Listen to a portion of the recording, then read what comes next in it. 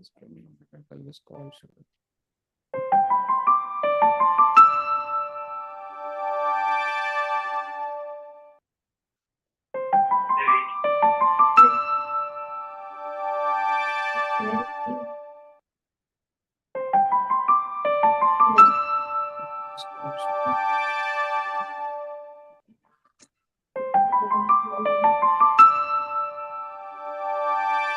Hello, welcome to My Startup TV.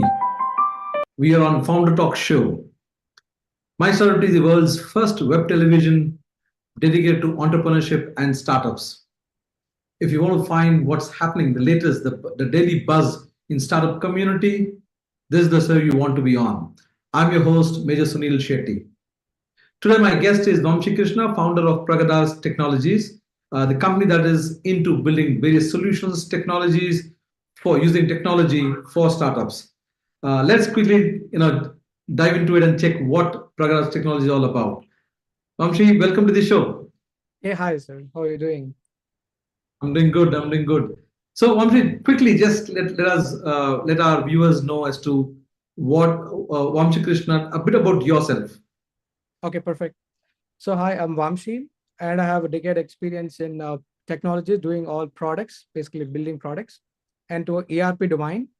And then after that, working with US clients, then started off working with my product coming into Indian economy, right? We are booming. So I want to build products for Indian customers. So I started my company, Pragadas Tech, in which we do a lot of innovation in terms of products. And this is basically for our Indian customers in different domains. One is ScanNHelp, which is basically helpful for lost and find, as well as for the safety purposes for children and for elderly people. And the other product is Local Mart, which is helpful for the local vendors to scale their businesses online and have their digital presence and sell their product within the same range. And the other product is on Pay for Skill. This is like, we are planning to build bridge the technology gap between the people that are coming out of the college towards the requirement that is for the companies, right? So there is a lot of gap between that two people, like, two bridges, right? Our goal was to bridge the gap between those two guys. So by building a platform basically for the skilled person, like if I'm having a good technology expert, I should get a job. That should not be tough for me to get a job if I'm really technical knowledge, right? So we want to bridge those gaps. And like this, not only one, but we are building a chain of multiple projects and products also for end customers, like for within our every community in different side, for students, for entrepreneurs, and for ordinary people, and all. Like this is all what we started. We have a lot of vision to make a community, a very good community, like, having good people around us to help all the people. And we want to make a bigger change. And technology, we don't want to be Indians to be as end users, but instead we want to be the entrepreneurs to build something in India, made in India, make for India. So basically for Indians. That's my goal. As a founder, what was that got you into entrepreneurship? Many of them, you're already 5+ years old startup. So if you could just share a bit of that, your personal journey as to what made you get into entrepreneurship. So basically, in right now, everybody, right? So we all hear a buzz about startups. Everything, like any new startup, like Zepto became a bigger one, $1 billion company, and everything becomes bigger. But that not happen in a night. It takes time. It takes its own sweet time, right? The major thing is the entrepreneurship is something that you should not only think about it, we should be in it when you sleep. Every time when you think about it, right? You should be part of your DNA, that you should feel that I should be doing something for the community. And other thing is basically when our mindset, when we start our when from the beginning of the childhood, right? Our goals would be something, I want to work in an MNC company. I want to do a good a job. I want to become a hierarchy and become lead, senior lead, tech lead, and then the CEO. But basically everybody is interested in entrepreneurship, but nobody really takes a dare step to get into it, right? Because the challenge is we don't know there are so many pros and cons. It's not that easy. Entrepreneurial journey is not easy. You know, to sacrifice a lot. So that's why I thought of doing all this. I want to take a step, and I did quit my job and started an entrepreneurial journey. And I'm seeing a lot of differences in me as an individual, that an entrepreneurship is really not easy, but still, if you have a zeal to grow, we can surely make it and happen, dreams come true. So that's how my entrepreneurial journey started, working on a tech company. From there, building my own company for the products.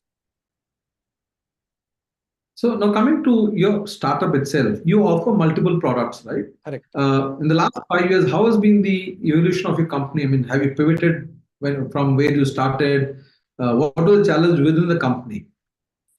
So the common challenges that we come across is all about, like, you need to have a good team. Like, you need to build the teams, not that by default everybody is good technical or functional, or they're not like that. We need to build them from beginning, right? We normally have freshers in our team, mostly freshers in our team, where we take care of them as a family. And I talk to them and they call me Anna. Everybody calls me brother, because that's how I build relations with the team, and they also stick with me for the longer duration. Is because of that reason. Like, it's like your family is doing something good, and I want to encourage my brother to get it part of it, right? So along with that, our clients are more supportive when you're working with them, right? They feel same thing, like you're responsive, not being in the same time zone, but still you're responsive, and we hear to their ears, right? When they talk, we have a listening ears always from our team. Their problem is our problem. So we take care of the customers better, and they also encourage us to be, as although we're a startup company, right? They build a trust in us. They want to stick along with us for a longer duration, because all it's about trust. And one thing that I follow in throughout my career and throughout my startup also is, teamwork makes dream work. That's the main tagline that I always follow, which is, it's not like I cannot do myself, I cannot do anything. I need a team to build and achieve a common goal, common dream of making India better. So our goal is that, and we are striving towards that to complete an mission. Our mission was that. Great. While I was going through your website, we found multiple products, and and my team was researching. And the thing that caught our attention was, your product, which is a scan and find. So, I would like to, yeah, I would like to understand what is it all about? What's the concept here? So here, this is the product came up with a real situation that I came into across when I was a kid. Went to Nampally exhibition. We all know the greatest exhibition of Hyderabad is that. So I was a kid with my family, mother and aunt and everybody. So during this, right, we normally go, kid, they do shopping and we focus on something else when I'm kid. So I was going somewhere and I lost my parents. Like, I did not find them at that immediate moment, right? So I don't know their phone number. I don't know the contact number and all. But what I felt was, I went to the station, asked them, like, I was crying for a long time, and then somebody found me. I'm crying, and they took the announcement station. They found me, and they tried for a long term, and then my mother and father came back and picked me up. So this was when I was like 20 years, 25 years back, like that. Now, recently, like yesterday, day before yesterday, I went to Sunday. I went to Nampally exhibition. I saw the same scenario. So many announcements, like, we found a children. Whose children is this? Like, this guy is, his parent is Ramu, his parent is Rajesh, something like that. The system did not change yet after 25 years also. So our use case basically was for children in like temples and all in Tirupati and all, right? We find this common because it's too crowdy. We may have a lose of grip for the children also. So if somebody got lost, we want them, others, to help them out to find it, rather than going to the police or doing that. How is that simple? Our solution ScanNHelp for children was one of the use case that we're trying to solve. We give them the tags, wristbands, in the beginning of when they start their journey, and the response will be with them. And whenever they find it lost, the child is crying, not able to find their parents, they just scan that QR code on that, which the person who found this children will just scan, and they get the parent info, and then easily connect with them and give, instead of knowing the contact numbers, having a little more cumbersome process. So we want to make it simplified. And the other use case that we're trying to solve is on the patients with having Alzheimer's or fits, who really cannot keep always the cards with them, or they may not keep everything hanging board with them, right? We give them the tag special for them, which they found, like Alzheimer's, they forget their houses and all in use cases like that, but they often go out. And fits patient, they don't know when the fits will come, right? They need to go to doctor, as well as they need to connect their relatives or whoever is responsible for them. the tag is helpful for them. Just to scan the tag of the patient, they find out the primary contact whom they need to reach out. They reach out to them and makes the things faster. Again, this is all with the help of community around us, good people community. So our goal was to build good people community also from whatever we are seeing. And lost and find was another use case, which is basically now there is technology has been evolved a lot much that you have trackers for your electronic devices. Like say you have your laptop, not you have your mobile phone, you have a tracker. But as of now, also if I lose my laptop somewhere, I cannot find it. There is no option for me to find out. Even somebody found it wants to give me, there is no option, right? So we want to bridge that gap of lost and found by having our QR codes implemented on it, where device will be attached with a QR code with configured details. And the details, all details I was mentioning, it's all secure. So your details will never be out. Only when you find the item being lost, then only you mark it as lost and enter the details. So your details is always secure. And if somebody finds it and wants to give you back, you have an option now. After ScanNHelp, the major changes is earlier there is no option at all giving back. Now we are giving 50% chances of returning it back or getting it back. So that's how our ScanNHelp, from a real scenario, we bought it out as product and we got a good traction also. Recently, we participated in a Founders Fest event, which 200 startup companies participated in it, and we were runner up for that. So out of all 200, we were second, which means we saw a traction from the audience as well as we got really good feedback from them. That's our journey. Well, I must say, right now, your biggest case study, or case use case is Kumbh Mela. Yeah. Right? You guys be packing up your bag and moving to Kumbh, because I was there, on 13th January and 14th January when Kumbh started 2 days. On the first 2 day, within the first 2 hours, okay, I'm talking about, the Shai Snan started at 6 a.m. And then we were coming out by 8:30. Within that 2 hours, at least I heard over a dozen, announcement for lost and found. So I think, you still have, you still have time, because Kumbh is going to be till 26th of February. So you still have time to go and roll this out there, right? Because it is. No, definitely, because this is, and where else would you get an opportunity to try it out on lakhs of people, lakhs of people every single day, right? So it would be a great case, use case, and also for you to test your device and test your tools and everything else. So the other good thing I liked was, it's not just limited to children. It's also for elderly aged people, right? Because at Kumbh, as I said, there are a lot of aged and elderly who are like people, families were struggling with, right? If they're lost, especially when there's huge crowd, right? So it becomes difficult. I think that's a great tool that you're talking about, and I'm just thinking, taking the thought forward. Think of all these kids who go to school, right? Correct. Why not? Wearing, with the QR code. So how does the QR code thing integrate? If you could talk about the technology. Because now we're building AI connected to it, right? So Python integrated with mobile React JS, which is in the front end.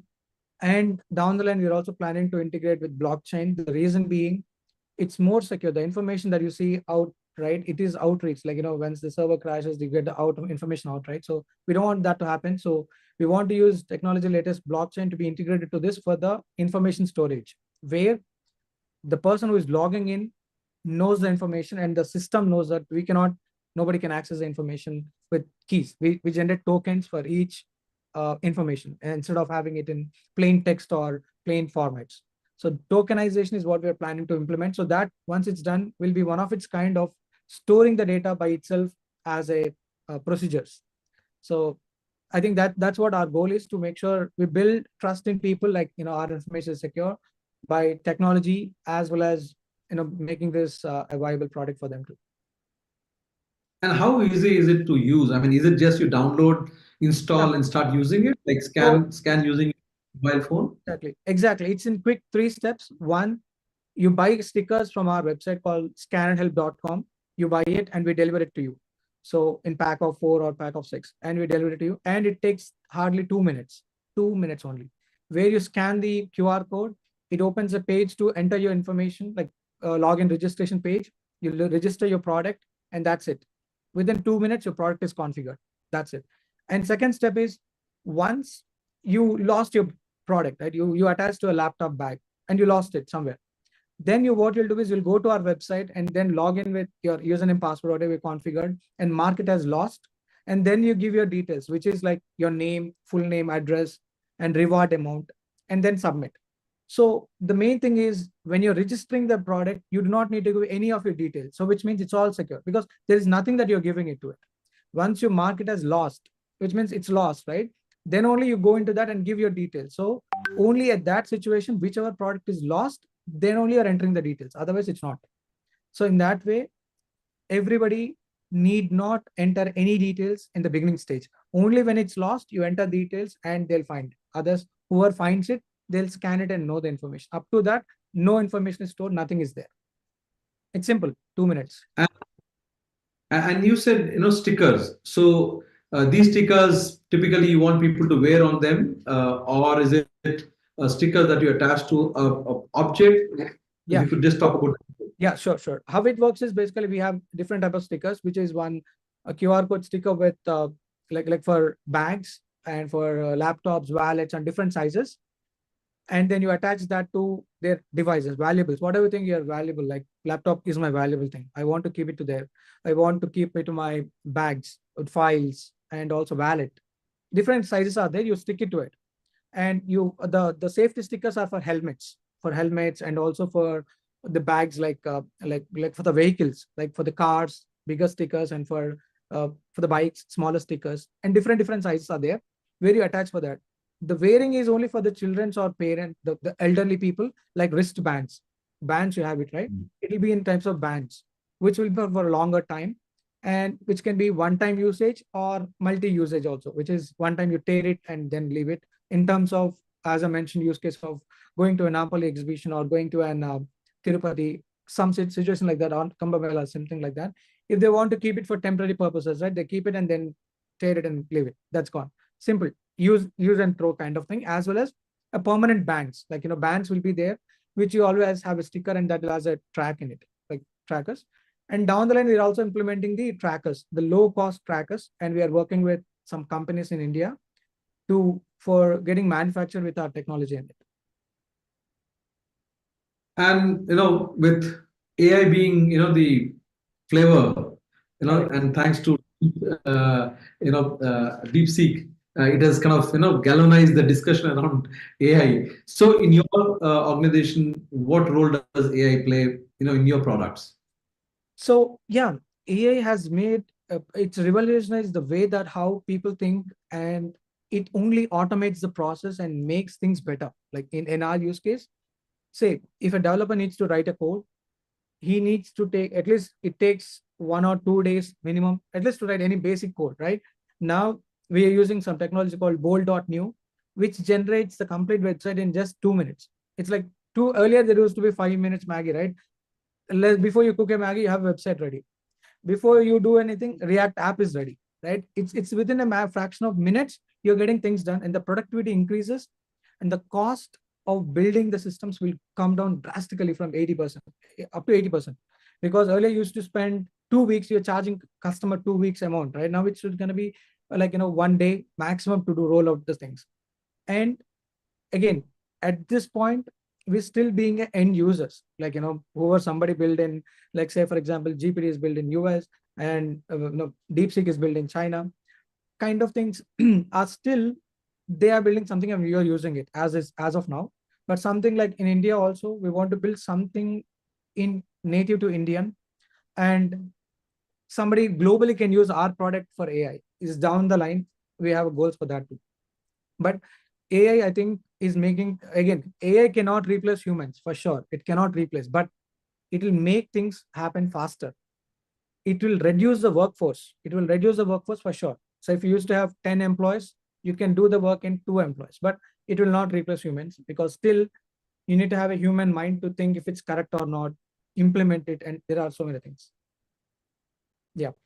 You also have other products in offering. So if you could talk a little bit about each of your product, like you have pay for skill, Globe Market. So if you could just talk about those products as well. So when we have an idea, like our product earlier, the local mart is one of the idea that we came across around 2017, where there is no Zepto or nothing at this point. At that point, it was not there, and the idea that the challenge that we had was Amazon was doing the deliveries at 7-day delivery with 7 days. So then the idea came as, why not, if I'm ordering an item like a phone or cable, if I have a dealers nearby, right, a shops nearby, just I can go down and buy a cable. Rather, if I'm ordering there, the chances are, like, the price might be low, or why to go down and get it is my two options only, right? Price low, or why should I go down and get it? Instead, I can order it from just handy, right? But it took 7 days earlier. Then our thought came, why not integrate local vendors as a group to come online and then deliver products to their customers within their range. So our scope was very simple. If I need to buy a product, like say a same iPhone cable, I can buy the product best in our website, just online, submit online. And who gets the request is maybe any vendor nearby 5 kilometers radius only will get the request. And we are actually helping the local vendors to sell our products online. So for example, if there is a niche market, so I'm selling uh, the artifacts, like the main artwork and all, right, which I can sell globally, but they are local vendors, like they're small vendors. They want to, we can make them live next, like within a day. We can make them live within a day, where they take photos, upload it online, and anybody can buy from online and they deliver it. So for a smaller shop in Bachpally, where I live, towards somebody in Nalgonda, all throughout wherever it is, they can buy products from a local vendor, small vendor, which they have a niche. We are encouraging vendors using this product. And I think that's picking up well, but there is competitive market here, but still uh, we call it as a second mover advantage, not the first mover. First mover is already taken. We call it as a second mover advantage, where the institutes are right now, all the big players are playing in the major cities, but our goal was also to go to the secondary cities, because they also need to go their business. They also will change the mindset of building things, right? To go for Nalgonda or Surapet or Vijayawada or any Vizag, somewhere like this, and conquer there as a second and not first of its kind. So that's on this. Yeah. And other product. So the all these, I'm sorry, go ahead. No. Continue. Ask question. Yeah. I said all these services that you offer, whether it is Scan and Help or Glow Market, all these are subscription based or they are products that you have to purchase. So ScanNHelp is a one-time purchase. We don't charge them again, as long as the stickers, if they fade away, right? They go off and then they buy again, but we don't charge subscription on it. And Local Mart is a subscription product, which is less than 1,000 rupees for a vendor per month. So so they can easily give a try if that works or not, and they how that works and all. They can give a try. Pay for Skill is our futuristic product, which is using generative AI, and all the AI concept, whatever is included, it's for that, because it is for the larger audience. It's basically for three audience that we can use. One is all the college students or who is looking for a job. Second, which is a bigger market, and second, freelancing person who are already expertise in their area. They are looking for an alternative job that they want to look for, like freelancing work, and recruiters who can find the real talent from the pool of say 100,000 people or 1 lakh, 10 lakh people. They'll find niche 10 people. I want only 10 people who are required, who fulfill my requirement, right? Those kind of people, we find it and give it to them. That's our niche. So we only give who are qualified people for that role, not like any portal that we get 100 resumes, 200 resumes. We don't do that. Our platform will only enable them to get only 10 resumes in which everybody is qualified for the job, is what we do. Because that involves a lot of AI training and all. Yeah.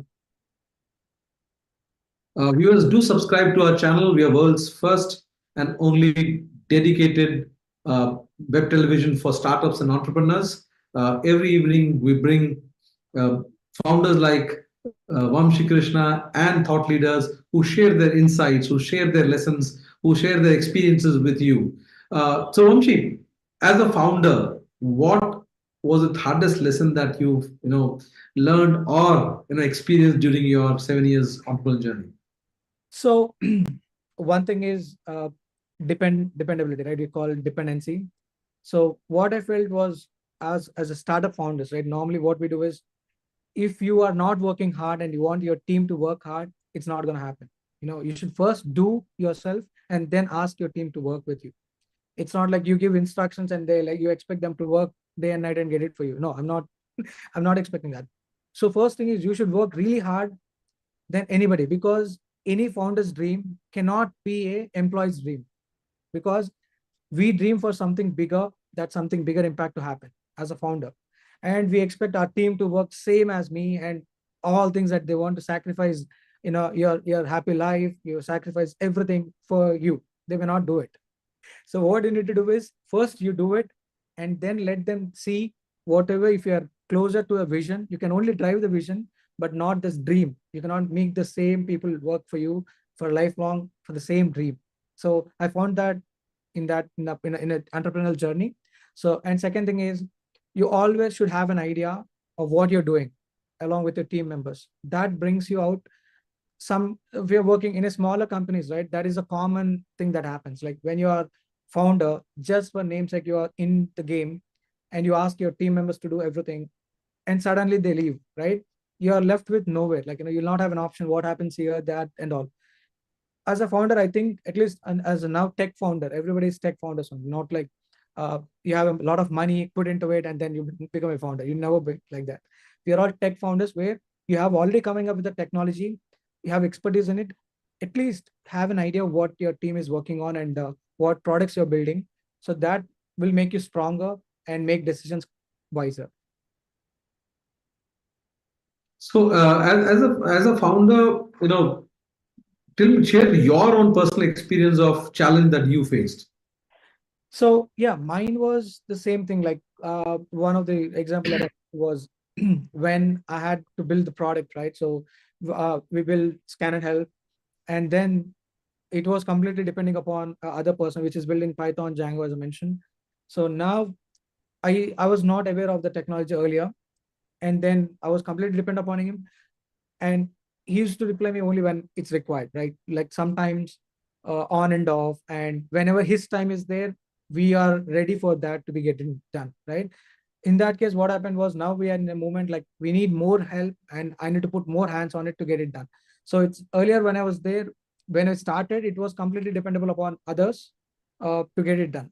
Now I am free, like, and I'm doing my own things, and as well as I'm taking care of the development, as well as I can guide team. I found it in a hardest way once I was in a pause state, in a full stop. Nothing is moving forward because the person is not available, right? That's a worst thing that can happen, is you're depending completely on others. Your company's goal is depending upon one employee or two employees, like that is what I felt in a hardest way, that you should always be ahead of time and come up with alternatives quickly and get moving forward.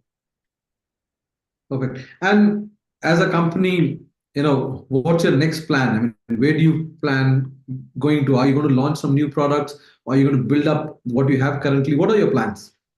So our goal was basically uh, now, right now, this 25 is going to be a transforming year for me and for our company, because we are putting all our efforts and time in it to make it bigger in terms of the scalability of how our products is going to make the changes throughout the community, because basically all the people around us, how that's making a real impact.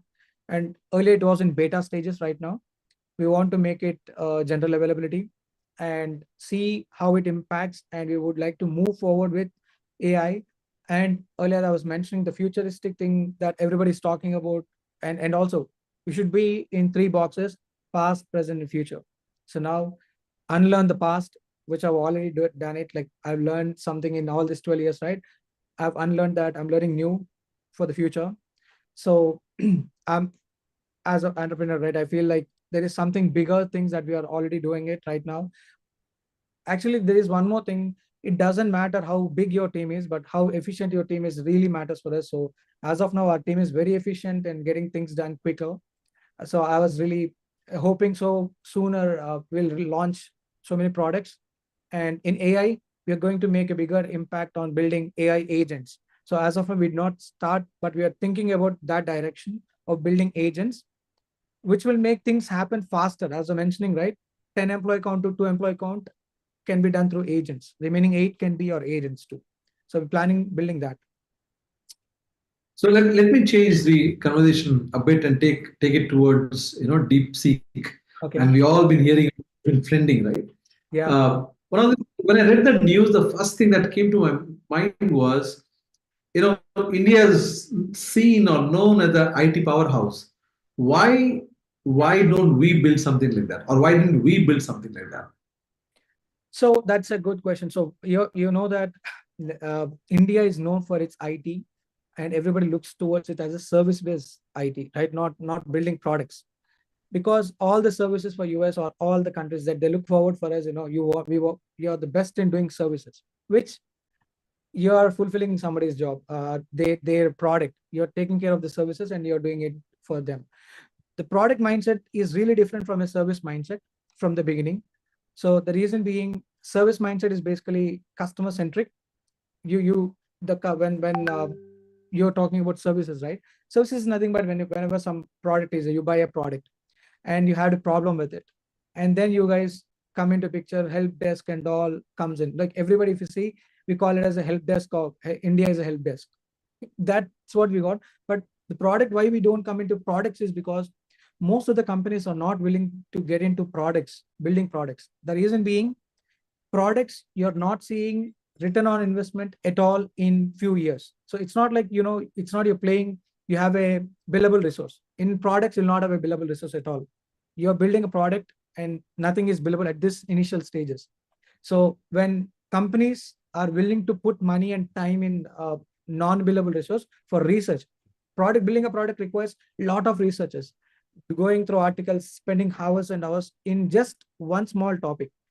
But services, you have a billable resource, you know the technology from day one, every hour counts. I'm talking to you, right? So hour, and I'm talking to customer, hour. Every hour counts, and every hour count with billable amount, they get money.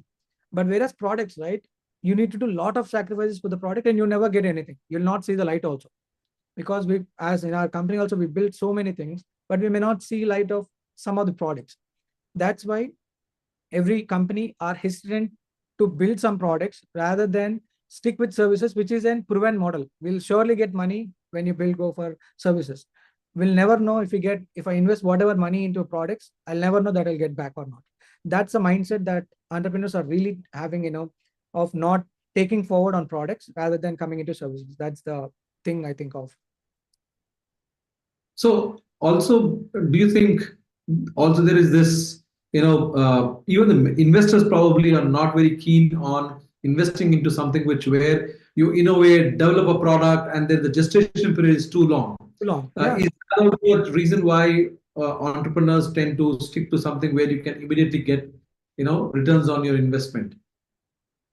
Exactly. That's what I was mentioning, right? So see, every investor that they want to put some money on it, on the table, right? They look for what will I get it back, is the quick thing, right? For fastest possibility. For building something which is more innovative, new, kind of it's new, it's going to take so much time. Now, if you see, any product is not built within night. It's not. Even ChatGPT that you discuss or DeepSeek, there is a lot of research that went into so many years. We are only seeing the tip of the iceberg, which is nothing but on the top, you see only small, but within that, there is larger network that happened. So that we never see, right? So we see a startup founder stories, lot many stories like Zepto has been done, Facebook is there, and there are so many failure products that they've built that nobody knows about, right? So that's how real entrepreneurship also happens. Is investors also look into that in terms of ROI. How soon can we get our money doubled? How soon can we get our money tripled in the pattern? When you're building something innovative, there is no value that you can tell. You need a lot of validations, and you never know if it comes out as if it can see the light or not. You will never know. That's the reason any entrepreneur you go, they go for the proven model. Proven model is nothing but already a product is there. I want to build a second product for it, which is already there. The bigger market is there and second product is there, right? So even for us also, that same challenge came, because when we came up with the local mart idea in 2017, where nothing is there, we were we were not doing that because we were in a safe zone, not getting into it because we don't have money to invest, and we cannot put all the things in one table, right? We don't never know if this idea works. Now we are late in the game where Zepto and all the now if you see down the line, Amazon is coming into the quicker market, quick commerce. All the big players are coming into quick commerce, right? So then we are already late the game, right? So now if we build something new also, it will be in a last out of all the rows. So the timing is important, but investors will not see the impact a long-term view. So the bird's eye view is what they'll not never see. That's the reason also. So, as a startup, do you raise any fund, be it seed or series fund? And if yes, what were the challenges? And if you have not, why? So not yet. We did not start anything. We are bootstrapped from our side. The reason being, we really want to make impact and then shout out instead of something like never have something just going with an idea. We can do this and not, and it's again how you we want a person who can see our vision same, we want the same vision, and it's not money that we want, but we want a person who can think of in our same direction, and we want to show something that we really made impact rather than we have this idea, can you please invest. We not go for pitching also yet, we not pitch anything yet. That's why we not go. But down the line, when we prove something and we really need funds on pay for skill, the bigger applications like that, which really makes impact throughout the globe, we surely need to go with that product in a large funding and seed funding and all. We are planning for it, but not now. It's going to take some time. Once we have a prototypes and to the general availability closer to it, is what we raise the funds for scaling purposes. We are planning to use for scaling purposes if it goes for. So, for the benefit of aspiring entrepreneurs, I would like to understand, if you did have any mentors or did you taken support of an incubation center, and how was that journey if you did? So earlier, it was all that we started with our young entrepreneur mindship. So we did not take any mentorship yet. So but we get a guidance from our how products. I've been seeing the product build from my career as a fresher when I started when I joined a company. There that was startup company, and there we started learning how things works in a scalable manner. Like now we have a boss where I was second person to learn from him, and I seen him very close how things works and what doesn't work. I've been into all the hurdles. Like it's a roller coaster ride, obviously, right? Because every time you'll not see the positive side. You need to go ups and downs to make you stronger. So I saw a lot of things going down and coming up, and from there I felt what can be done to come across this, and I became stronger from my past company to start my own company and take it from there. So my boss was my inspiration. He was my mentor to make this happen and achieve my lot of goals. Because you started off after your education, you went into took up a job, and then you came to entrepreneurship.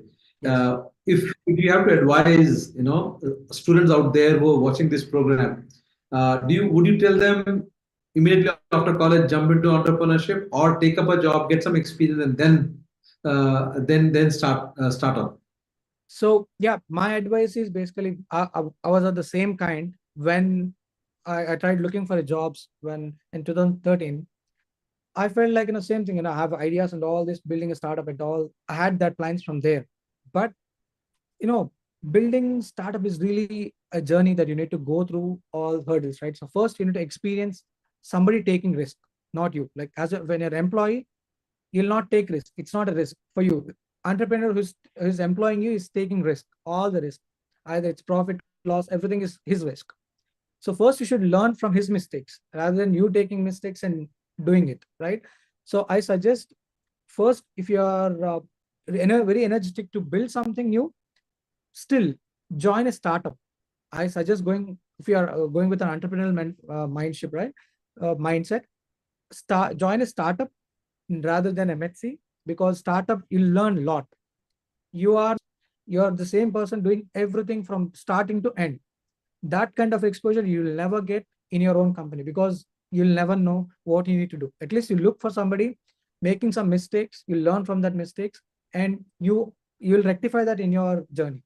So that's why I suggest, if somebody is really interested in building startups or really energetic and enthusiastic to get it started, I suggest joining into a startup company, and then build their own entrepreneurial journey later, is my point. And also being part of taking up a job with a startup, as you said, you have to wear multiple hats, do multiple roles, and do a lot of work. Apart from that, you also build amazing network, isn't it? Because as a startup you are everywhere, right? You might be Exactly. going for a pitching event, you might be attending a startup event, maybe a big mega show, so you develop connects also. Connects. Exactly. That's absolutely right. Because the more you're outside your office, the more connects you get it. Not like when you are into a small zone of working as an employee, you're connecting with your team members, which is common mindset. You always will be discussing about, okay, I have a problem in this code, can you rectify it? I have a problem in this escalation, can you look into it? Is what you normally talk when you're with the same team members within the same company.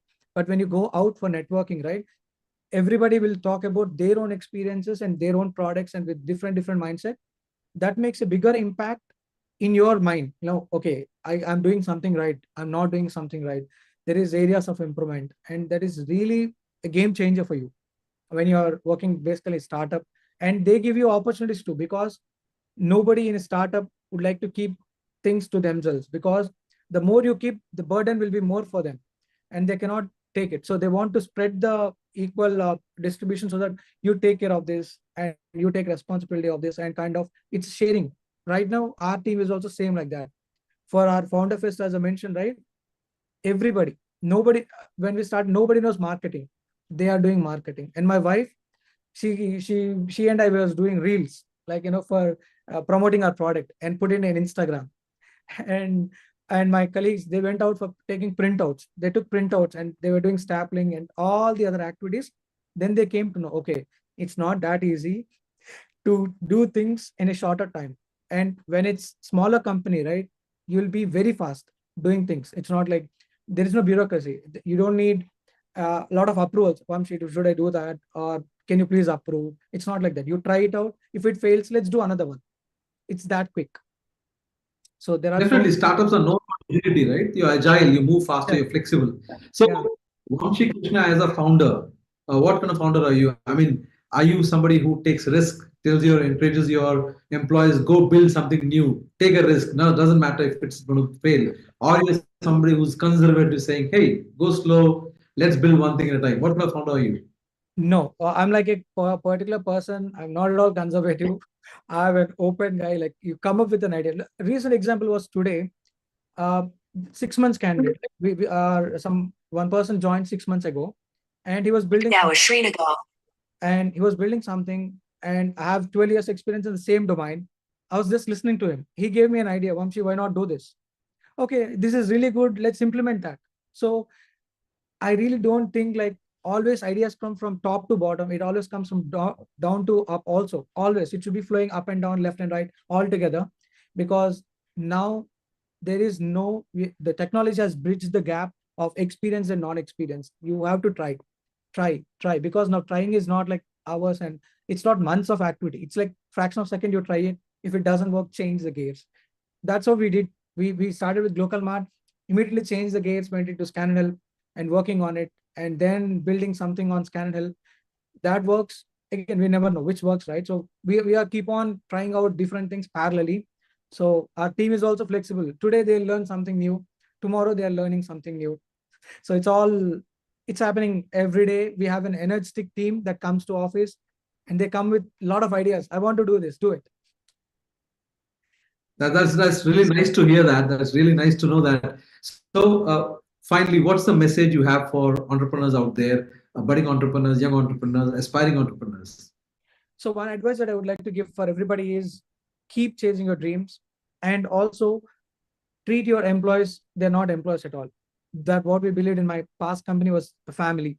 The reason being is, only when your family in this start beginning, right, it's like you're building your own family. Like when I get married, I'm having my wife, and I'm accommodating their family too, right? Similarly, you're building a startup is nothing but it's a family that you want to start with, right? Which you'll spend a lot of time in the company. You have to spend a lot of time, and everybody needs to contribute more. So don't treat employees as an employees with just transactional basis. Just maintain a good relation with them, and they also will treat you as good equally, and they'll surely give their best. And also, don't stop any ideas that comes in from anywhere. As I mentioned, ideas can come from anywhere. So small idea also can make a bigger impact in the product or anything that you're building. Also, the third one is build products. Services are good, like, services are always good, because that brings you revenue for the company.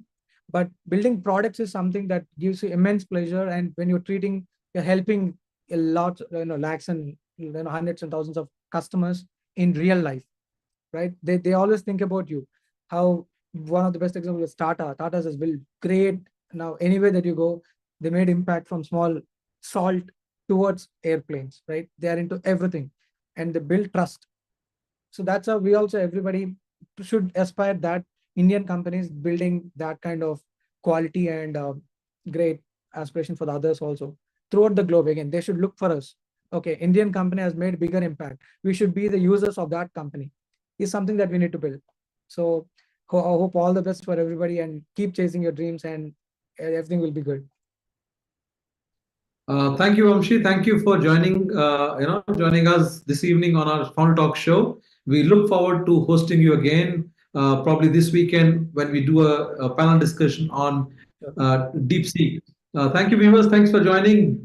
Do subscribe to our channel. Support us by subscribing to our channel. We are world's only web television that covers startups and startup ecosystem. Join us every evening at 8 p.m. for interesting talks, journeys like Vamshi Mohan's, Vamshi Krishna's, founders, startup founders, and enablers. Thank you. Thank you very much for joining. Thanks everyone. Please subscribe.